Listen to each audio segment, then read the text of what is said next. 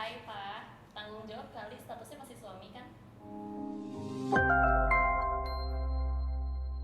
Hai, nama gue Clara. Gue Aji. Nama gue Rafael. Nama gue Reza Abdillah Tabah. Manggilnya Caca aja. Gue dari kecil selalu tinggal sama nyokap gue dan kakak gue. Gue nggak tahu bokap gue kemana, tapi sampai akhirnya kayaknya dia deh. Gue cuma punya satu orang tua. Gue anak pertama dari 2 bersaudara. Gue anak pertama.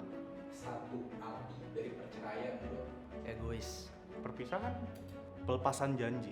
2 orang yang menjalin hubungan udah nggak bisa lagi sama-sama. Intinya cuma hal yang merugikan kedua belah pihak atau lebih. Dari keluarga, dari perasaan, dari hati, dan timbullah efeknya ke anaknya. Kalau buat awamnya sih ya itu perpisahan. Cuman kalau buat perspektif keluarga beda-beda. Kalau dari anak paling mikirnya itu hal yang paling mereka benci lah gitu. Cuman kalau buat udah ngomongin buat masing-masing individu keluarga ya nurutin ego gitu aja. Permasalahan nggak bakal datang kalau bukan karena individu itu nggak bisa ngendalin ego mereka. Yang namanya keluarga tuh tempat berkumpul, tempat pulang. Cuman kan kalau udah nggak ada yang namanya keluarga, apalagi udah cerai, ya nggak ada tempat buat pulang lagi, kayak gitu aja. Orang tua itu tidak memikirkan nasib anak-anaknya. Seberat apapun pertengkaran, yang namanya sudah menikah dan apalagi sudah memiliki anak itu sudah seharusnya menjadi hal yang mereka jaga kan, sampai kelak dia dewasa. Tapi dengan begitunya ada suatu masalah dan mungkin fatal ya, tapi kan setidaknya bisa diselesaikan dengan baik. Saya nggak bilang semua, tapi kebanyakan tuh lebih memilih untuk berpisah. Kadang anak itu sampai terlantar dan tidak mendapatkan perhatian dan kasih sayang dari kedua orang tuanya.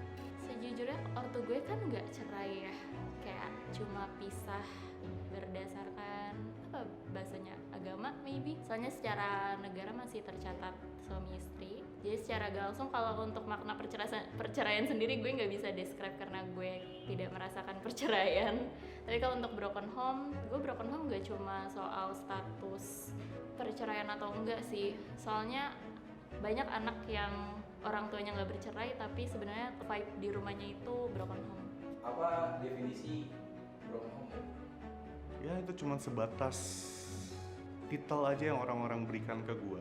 Yang orang-orang yang menurut gua punya keluarga yang lengkap, nggak punya masalah keluarga atau semacamnya, dia menandakan kita atau gua sebagai orang yang nggak memiliki keluarga lengkap, itu broken home. Kalau emang dari stigma pandangan masyarakat ya broken home udah pasti keluarganya bubar kan, nyokapnya 2 atau bokapnya 2 atau nyokap bokapnya lengkap gitu, 4-4-nya ada gitu kan. Kadang ya sebenarnya emang nggak bisa disalahkan juga kalau kasus broken home ini. Cuma yang bikin gua agak tersinggung itu ya kayak sebenarnya keluarga mereka tuh fine-fine aja.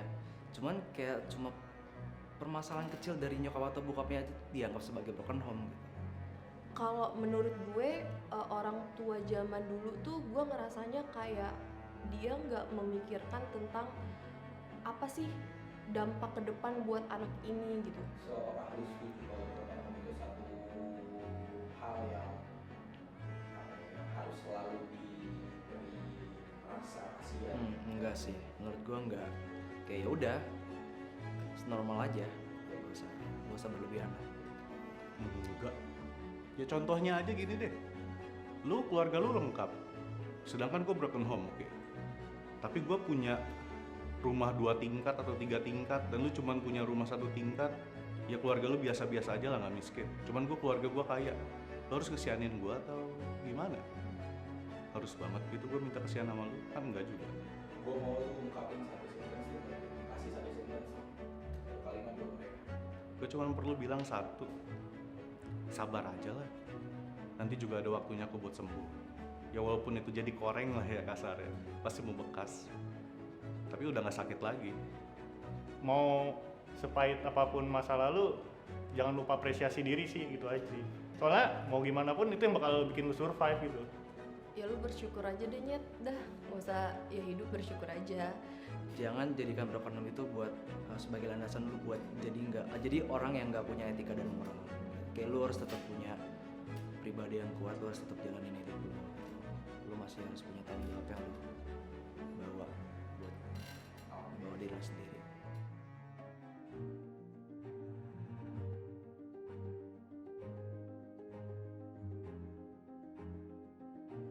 Perkenalkan, gue Aji. Gue 23 tahun, gue cuma punya nyokap 1, bapaknya gak ada. Gue terkenal dengan yatim, gendut, dan cacat. Thank you. Halo, gue Rafael. Gue anak pertama dari 2 bersaudara. Dan fun fact, nyokap gue 2. Halo, gue Caca. Gue anak tahun 2000-an. Fun fact-nya apa ya? Kayak gue cewek tahan banting sih kayaknya. Halo, gua Reza Abdillah, umur gua 23. Gua dari kecil kalau Bandung dikit dipukul, diinjek, sampai punya keinginan punya mamah baru. Oh, gue Clara, gue 22 tahun. Gue tadinya anak bungsu, tapi kakak gue meninggal, jadi ya udah gue tunggang. Gue mau minta pendapat kalian soal perceraian itu sendiri. Balik lagi. Oke, siapa yang mau ngomong dulu? Mungkin tadi karena gua udah buka duluan, karena gua ya ibarat kayak bocah kecil lah, udah capek di di Bandung dikit disiksa yang namanya dipukuli gitu sama nyokap sendiri gitu. Tapi dari situ sendiri gue juga nyesel sih sama keinginan kecil gue sendiri gitu, kayak gitu. Yang pada akhirnya malah gue sendiri yang iba sama nyokap gue kayak gitu sih. Kan anak kecil mana sih yang suka dipukul anjing? Gitu aja. Gitu. Cuman kan gue di situ nggak, yang namanya anak kecil nggak mikirin mental orang tuanya dulu kayak gimana kan, yang dulunya bebas gitu, yang tahu-tahu harus berumah tangga, ngurusin anak ini gitu, yang kegiatan repetitif, ya stres lah kayak gitu. Tapi lu dipukul nggak sama nyokap baru lu sekarang? Belum ya? Belum nggak berani bokap gue nikah lagi. Belum, berarti belum punya. Iya. Dari side effect perceraian di tempat gue, di hidupan gue sih nggak nggak se efektif Ate ya. Kalau yang gue lihat sih Ate oke lah, perceraian dia mendapatkan kebebasan segala macam, ya kasarnya lu masih punya dendam ya. Lu pas kecil lu ngerasa dipukulin segala macam, terus lu kayak ngerasa kesel. Salah satu efek perceraian lu kayak ngerasa bebas juga lah dari orang tua lu. Enggak juga sih. Enggak juga. Justru malah jadi turning point gue, jadi makin sayang sama nyokap gue sih pas tahu Iya. bokap gue ini selingkuh itu. Ya jadi kayak ngerasa Jadi- lu dapet efek positif lah ya. Apa ya, hikmahnya jadi gue lebih dewasa lebih awal sih kayak gitu. Pas umur berapa lu? SMP. Gue SMP.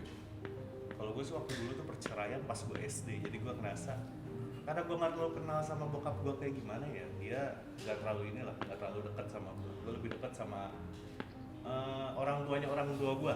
Jadi gue tuh dekatnya sama nenek gue sama kakek gue, jadi gue nggak terlalu ngerasa efek yang besar banget di hidup gue tentang perceraian di kehidupan gue.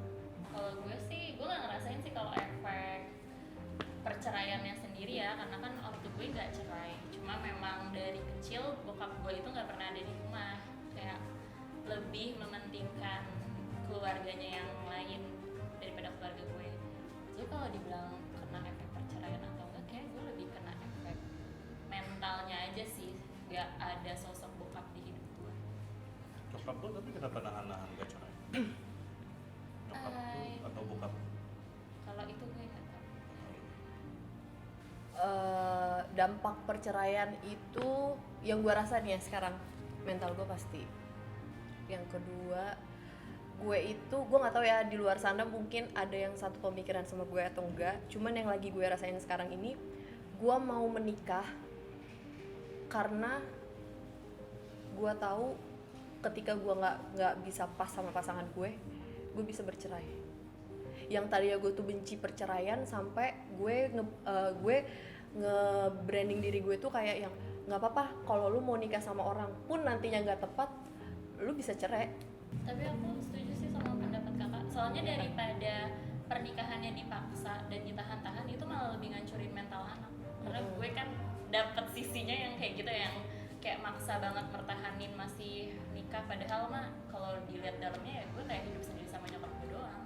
Nih dari pendapat pribadi ya, ininya kayaknya itu jadi agak kontradiktif sama obrolan kita sebelumnya, di mana perceraian itu selalu berdampak buruk sama kita maksudnya anak. Iya betul. Dan kalau misalnya kita ya istilahnya agree to divorce, sometimes saat kita nikah nanti apa kita nggak kasihan juga kalau anak kita bakal kayak kita juga kan. Gue belum ngerti kasar gitu. Kalau yang disampaikan tadi lebih ke lu dikasih dua pilihan ya, antara lu menikah dengan orang yang benar-benar jodoh lu atau yang amit-amit ternyata bukan. Ya mungkin itu adalah kesalahan teknis di awal yang entah kepepet dorongan dari orang tua, dorongan dari lingkungan segala macam. Ya amit-amitnya yang pilihan kedua lah. Nah itu ngebuka pikiran kalau misalnya ya sebenarnya perceraian itu nggak apa ya bahasanya. Bukan yang nggak apa-apa sih, cuman kayak masih ada pilihan lah, yaitu perceraian. Ya emang kontradiktif, cuman kasarnya kita sebagai anak yang memang broken home, yang tidak punya keluarga lengkap, kita masih bisa belajar dari titik itu. Kita ngajarin ke anak kita ya lebih baik daripada orang tua kita. Menurut gue sih gitu. Jadi kayak yaudah kita udah broken home, bukan yang mengiyakan kita boleh cerai, tapi kayak ya kita udah ada sedikit kisi-kisi lah untuk kita ngajarin anak kita nanti ketika amit-amit kita bercerai. Kalau gue sih mandang cerai bukan sebuah pilihan sih ya, tapi lebih ke pilihan paling terburuknya lah. Iya. Soalnya lu mau melangkah ke pernikahan aja itu udah pilihan yang paling mahal kan gitu loh, udah paling atas. Apalagi lu udah mau punya anak gitu, itu udah pasti sesuatu yang beda sama yang nikah sama yang mau punya anak, ngerti nggak? Dimana kalau lu punya anak lu bakal nurunin fundamental lu, apa yang lu ilmu yang lu dapet ke anak itu gitu loh. Tapi nggak gitu Nyet, maksud gue tuh gini, kalau misalkan sewaktu-waktu di pertengahan jalan nanti pernikahan lu memang nggak baik-baik aja untuk diterusin, ya buat apa? Karena lu juga bisa jadiin dampak logis ke anak-anak lu. Iya ngerti. Iya kan? Maksudnya yang gue maksud tuh kayak yang gue nggak tahu pemikiran gue ini balik lagi bener atau salah, tapi gue tuh mencerminkan bahwa laki-laki tuh sekarang banyak yang kurang ajar. Jadi untuk menepis laki-laki yang kurang ajar kayak gitu, gue tuh harus punya pendirian tetap sebelum gue melangkah ke yang lebih serius. Jadi sewaktu-waktu lu macam-macam sama gue nggak bisa, gue punya pendirian gitu. Tolak ukur dulu buat ceraiin cowok apa? Fisik. Oke. Fisik satu sih. Kamu itu maksudnya. No, gal. Gal. Ini lagi nge-build loh, lagi nge-build. Ini lagi nge-build. Lo kenapa seneng banget lo? Gak, karena gue pernah ngejalin hubungan di mana gue tuh kalau berantem mainnya fisik gitu. Jadi gue traumatik juga tuh tentang itu. Terus gue pernah punya mantan yang dominan nih, yang oke lah nih, ya kan, gue tanggung jawab sama lu meskipun kita masih pacaran gitu ya, belum suami istri. Itu keren banget tuh, ininya cowok banget tuh pokoknya. Tapi anjingnya, dia bisa semena-mena, kayak dia bosan sama gue, dia ganti cewek lagi, atau dia main cewek segala macam. Gue paling nggak bisa digituin. Perspektif gue perceraian itu suatu hal atau tindakan yang egois bagi orang tua yang sudah memiliki anak. Kenapa gue bilang egois? Kalau setidaknya bisa diselesaikan dengan baik-baik gitu ya, tanpa membawa masalah pribadi mereka berdua, karena ini ngebawa anak. Karena kan kita sebagai anak nggak punya kuasa apa-apa ya kalau misalnya orang tua tuh udah berkehendak. Kalau gue sih masih dipandang anak kecil ya kalau sama orang tua. Tapi kalau balik lagi yang soal urusan kotak pos, gue sempat mengalami juga ya jadi kotak pos. Tapi gue di situ speak up sih ke bokap gue. Sekarang kalau ke nyokap gue kayak sedih ya, kasihan kalau ke nyokap gue. Gue speak up sih ke bokap waktu itu. Cuma bokap ya kayak gitu responnya, malah ya kamu kan masih kecil nggak ngerti apa-apa, tinggal ngomong aja sih ke mama. Ya bukan gitu, itu pasti kalau pas itu gue ngebales sih kayak gue juga capek kali, gue punya kehidupan. Tapi setelah dari itu sebenarnya not much berubahnya, karena mereka masih nganggap gue kayak anak kecil juga sih ujung-ujungnya. Apalagi intensitas anak ke orang tuanya, kayak misal gue deket sama bokap sama nyokap juga gitu, makanya mereka pantas nganggap gue kayak begitu sebenarnya. Kalau ada satu momen yang serius banget, satu momen yang bagus banget buat diomongin ke entah mak lu atau bapak lu sekarang, lu bakal ngomong apa mereka?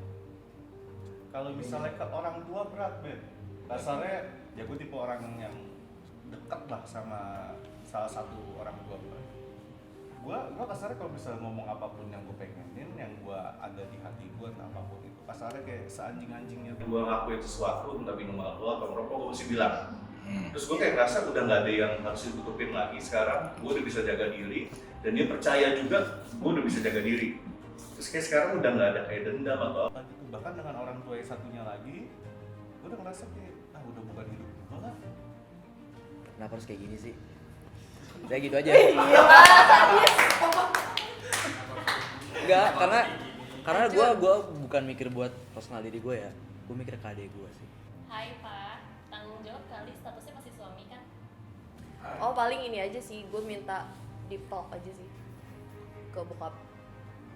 Kayak gue tahu laki-laki tuh perasaannya nggak sesensitif cewek, cuman kan dilihat lagi anak lu cewek semua, jadi harus bisa sama-sama mengimbangi aja. Itu aja sih gue. Gua ya lebih ke mikirnya sih mikir gitu loh. Lu udah makin tua, lu berdua ya maksudnya. Terserah deh lu udah mau bikin keluarga baru lagi bagaimana, cuman yang gue pengen kasih tahu ya udah keluarga kita udah habis gitu.